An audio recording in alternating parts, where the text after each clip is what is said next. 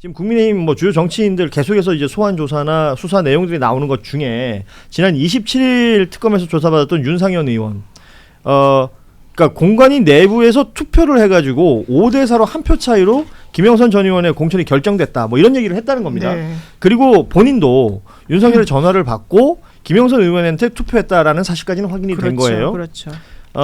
근데 이게 전화에 대한 뭐 압박이라든지 아니면은 뭐 회유라든지 이런 것 때문에 해준 게 아니라 나는 원래 김영선이 적절하다고 생각했을 뿐이다. 그렇지. 이렇게 진술을 했다는 거예요. 대통령하고 요청과는 상관이 없다는 건데 이건 어떻게 보시는지도 궁금하고 지금 윤상현 의원까지 이렇게 왔잖아요. 그러면 윤상현 의원과 윤석열 김건희 부부를 연결시키는 무언가도 있어야 되는 거 아닙니까?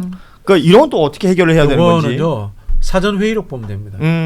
그 공관위 회의에서 사전 회의록에서 그 지역구를 어떻게 할 것인가 흐름을 찾아보면 돼요. 회의 주제로 다 올라가 있을 겁니다. 그러면 그 전에는 경선이었는데 어느 시점부터 전략공천으로 바뀌었다. 그러면서 전략공천하면서 거기에 옆에 당구장 표시해가지고 여성 우선 뭐 있지 않습니까? 이거 지역으로 가자라든가 이런 뭐 그림들이 딱 적혀져 있을 거예요. 만약에 그 자료가 없으면 어떻게 돼요? 회의록 같은 것이 없다면? 자료가 없으면 모르겠다.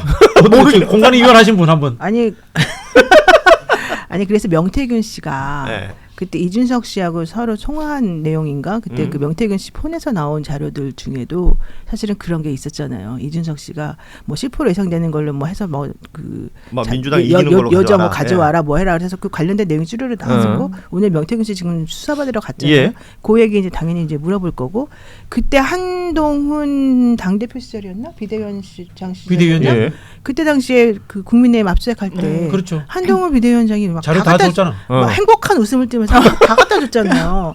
그 안에 자료가 있었을 것이라고 사실 우리는 추정을 하는 거죠. 예를 들자면은 민주당 같은 경우에는요 자료를 이렇게 종이로 까는 게 아니라 공천 심사하면은 온라인에 로그인해서 들어가서 직접 써넣게 돼 있어요. 그 자료가 완벽하게 다 남아요. 근데 제가 알기로 국민의힘은 아직도 이제 페이퍼로 쓰는 걸로 뽑아서 하는 걸로 하거든요. 근데 이런 페이퍼들은 철을 내서 다 보관해요 정당은 원래.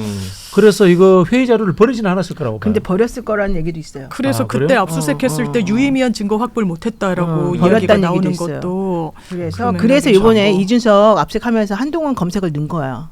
그 얘기를 그때 좀 뭐가 하고 없었기 싶었어. 때문에 그러니까 그런 것 그렇게 같아. 연결이 될 수도 있겠군요. 그런 것 진짜로. 같아요, 그냥 내 생각에. 그때 한동훈 비대위원장이 잘 찾았어야 되는데 그러니까 근데 한동훈 비대위원장이 그렇게 어수룩하게 그냥 아무것도 없는데 그렇게 해맑게 웃고 있었을까? 본인도 그걸 해본 사람인데. 한동훈 비대위원장은 뭘 주고 싶지 않았을까요? 그때? 그러니까 주고 싶었겠죠. 그러니까 다 가져가세요라는 마음이었을 네, 텐데 네. 주요한 무언가가 없었다라고 볼 수도 있는 것이고 이준석 그 개혁신당 대표 네. 2차 압수수색에서 지금 이준석 대표 측에서 네. 너무 과도하다고 얘기했던 게 그 키워드로 검색을 할 때 한동훈이라는 키워드가 넣었다는 있었다는 거죠. 거 가지고 지금 문제 제기를 한 거 아니에요. 그런데 지금 특검에서 왜 한동훈이라는 이름으로 이걸 검색했을까? 보자면 지금 그 얘기가 연결되네요. 네. 왜냐면은 분명히 그 건과 관련해 가지고 한동훈이라고 하는 사람이 사실 그때 자료를 다 줬다고 우리가 다 알고 있고 예. 사실 그 당시 상황을 모를 리가 없잖아요. 근데 이준석 씨가 자기가 당대표 시절에 있었던 일인데 한동훈 비대위원장이 그걸 막 다 주면 자기 입장에서 되게 곤란할 수 있잖아요. 그럼 당연히 누구나 얘기할 때 한동훈에 대한 언급을 하면서 뭐 이 나쁜 액세스 이럴 수도 있고 뭐 내지는 뭐 관련된 내용을 얘기할 수도 있으니까 사실 그 검색을 집어넣어 가지고 하면 모든 게 나오는 거예요. 한동훈 비대위원장일 때 압수수색을 당했었기 때문에 내가 사실 포렌식하러 검찰에 여러 번 가봤는데 경찰 때도 가보고 진짜 많이 나와요 생각보다. 모든 게 막 다 나오더라고. 내가 너무 당황스럽게. 지금 WLSL 닉네임 쓰시는 분이 오호 그래서 한동훈 키워드 그러네요. 그건 모르는 댓글을 일입니다. 달아주셨는데 그건 모르는 일입니다. 이 노영희 변호사의 이런 발언을 몹시 신뢰한다는 거 아니겠습니까? 아니 마시라. 되게 신뢰하지 합리적인 마시라고. 추론이에요. 합리적 추론이면 저도 동의합니다. 저도요. 예. 이런 내용이 충분히 가능하겠구나라는 생각도 드는 것이고 지금 말씀하셨지만 명태균 씨가 오늘 출석해서 조사를 받고 있습니다. 그러니까 윤상현 의원 관련해서는 뭐 고 장재원 의원한테 전화 받았다 뭐 이런 얘기들이 있었기 때문에 이거 관련해서 기자들이 또 명태균 씨한테 질문했더니 본인이 이제 윤상현 의원하고 한 호텔에 있었는데 거기서 뭐 윤한홍, 권성동 등 전화하는 걸 들었다 이런 얘기도 그 조사받으러 들어가기 전에 언론 앞에서 하기도 했더라고요.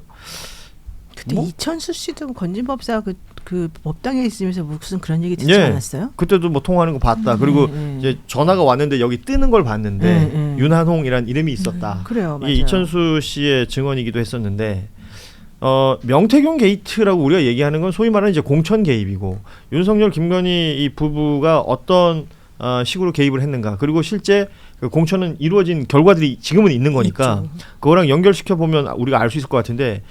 지금 빼먹지 말아야 할 인물 중에 하나가 이 김상민 전 검사 같아요. 그렇죠. 왜냐하면 여기서는 김건희가 직접 나오지 않습니까? 그렇죠. 그러니까 그러면서 했던 얘기가 김영선 자리에 김상민을 해줘라. 조국 수사 때 열심히 했던 사람이다. 그리고 김영선 전 의원한테는 뭐 장관이나 공기업 사장을 제안하고 요 내용에 김건희가 직접 등장한단 말이에요. 그리고 김상민 전 검사는 아시다시피 선거 떨어지고 나서 한 5달 정도 후에 국정원의 법률 특보로 임명이 됐습니다. 완전 영전한 거죠. 그러니까 이 과정에서 이 대통령 부부의 어떤 관여. 그래서 처음에 왜 그렇게까지 김상민 그러니까 계속 그 얘기를 했던 거 아니에요. 감싸냐 그랬더니 잘생겨서 그렇다.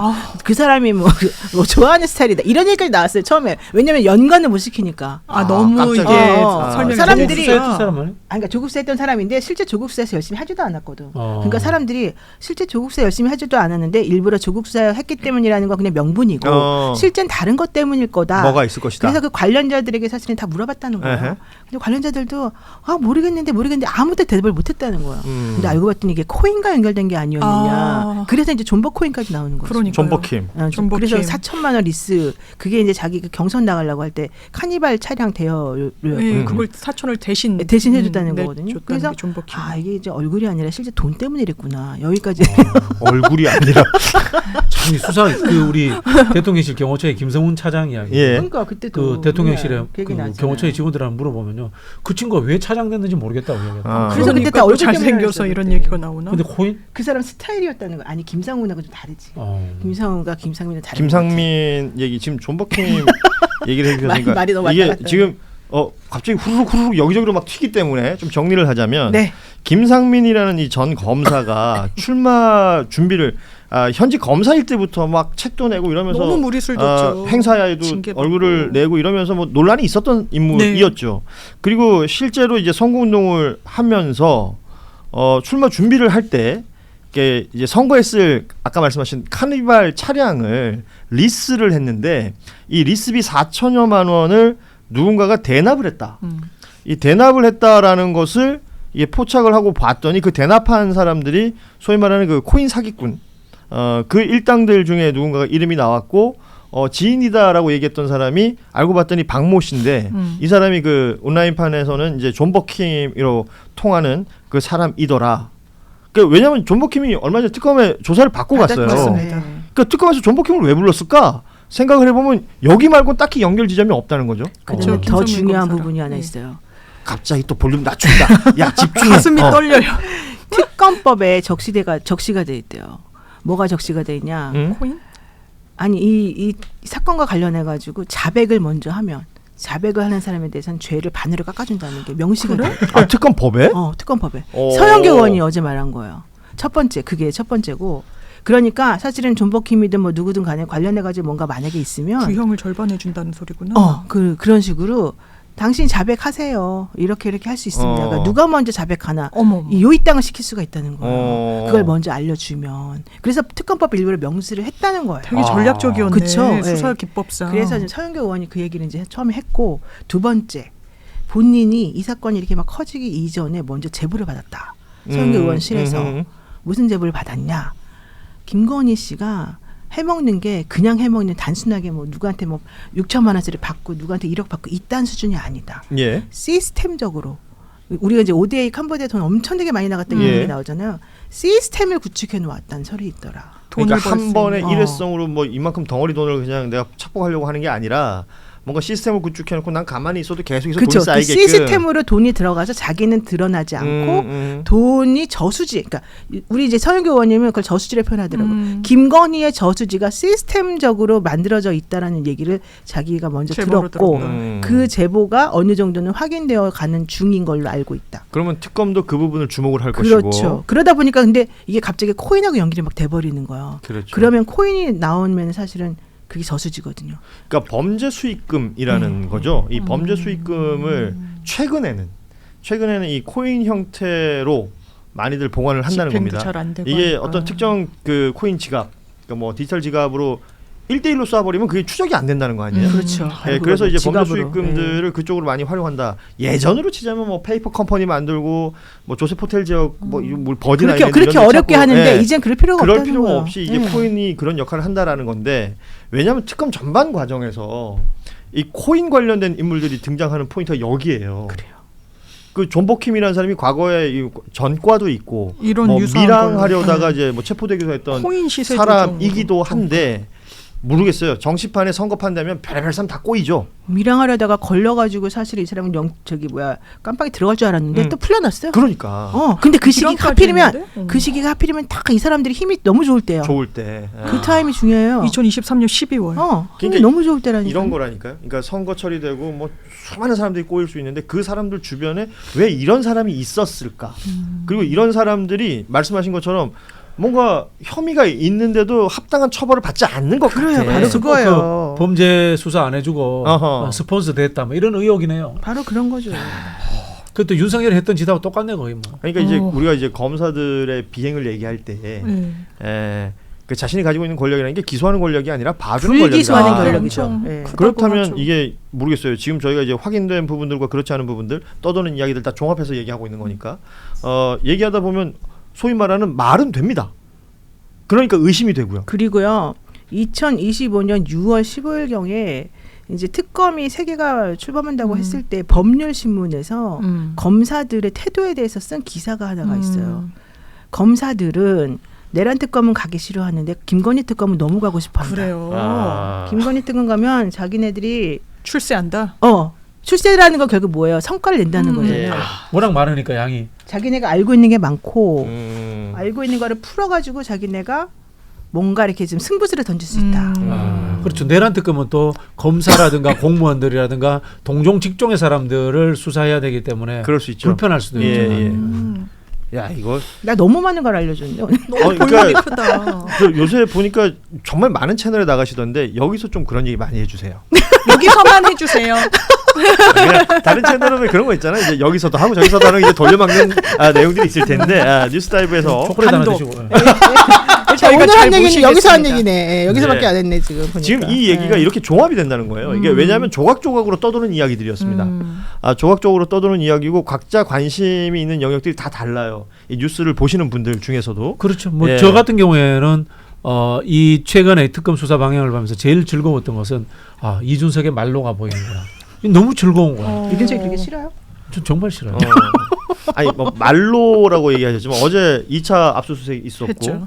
여기에 대해서 앞서 뭐 언급했지만 그 이준석 대표 측에서는 준항고를 했습니다. 너무 과하다라는 입장을 내면서 왜 한동훈 가지고 키워드를 넣어서 검색했냐 뭐 이런 얘기까지 네. 했는데 말로라고 얘기하는 것은 국회 윤리위하고도 연결이 되는 겁니까? 아니요. 그것과는 상관이 그것 없어요. 때문에 제가 어제 매불쇼에서 뭐 배 터지게 욕 먹었는데 어. 국회 윤리위원회는 기대하지 마세요. 기대하지 말라. 네네. 이게 다만 지금 근데 민주당과 국민의힘이 6명 해가지고 지금 6대6. 시작한다는 거 아니에요? 그래서 제가 국회에 이제 정통한 분들하고 많은 통화를 했는데 예. 결국은 사법적인 절차가 굉장히 속도가 빨리 날 것이다. 이준석에 대한. 네, 그런 이야기를 하는데요. 왜냐면요. 명태균과의 대가성이 윤석열 못지않게 거의 구도가 비슷해요. 대선 때 여론조사 해줬고 2억 원어치. 예. 그래서 김영선 공천 줬다. 이게 윤석열 김건희 아닙니까? 네. 2021년 전당대. 전당대회 때 당대표 될 때. 당대표 될 때 이준석이 명태균의 도움을 받았다. 그래서 명태균의 부탁을 거절할 수 없었다. 스토리가 똑같은 구도 하에서 만들어졌다라고 이렇게 이야기를 하고 있고요. 윤리 문제는 이렇게 이야기를 하더라고요.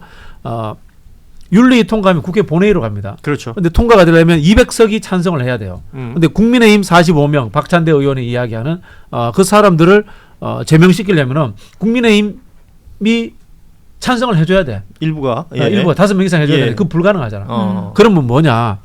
이준석까지는 통과시킬 수 있다는 거예요. 국민의힘 내에 이준석을 싫어하는 사람이 나온다면은. 그 200석을 만들 수 있다. 그렇죠, 아하. 그렇죠. 네. 그래서 6대6으로 타협을 한 거다. 이준석까지는 좀 정리하는 것으로 하자라고. 왜냐면 그런 스토리가 돌고 있어요. 어차피 국민의힘은 안 되니까 일단 여기까지 정리. 근데 그렇게 하는 건 좀 비겁한 거 아니에요? 전략적이라고 할 수도 아니, 있고. 그렇게까지 비겁하다는 비판에 대해서 제가 덧붙이자면 원래 국회의원은 비겁합니다. 대한민국 국회에서 여기까지 제명된 사람은 김영삼 전 대통령밖에 없고요. 그건 맞아요. 제가 말씀드리지만 생선 가게를 고양이들이 혁신할 수 없습니다. 원래 윤리특위를 제대로 하려면 국회법 개정해가지고 윤리특위만큼은 외부인들이 구성되도록 해야 됩니다. 그게 맞겠네. 아 그놈의 200석 진짜. 아하. 지금 뭐 보면 이제 뭐 많이 비는 것도 아니고 몇 석 모자란 거 아니에요? 그러니까요. 이제 그런 것들이 지금 어찌 보면 정치의 묘 같기도 하고요. 네. 네, 이런 맞아요. 생각이 들기는 맞아요. 해요. 절묘해요.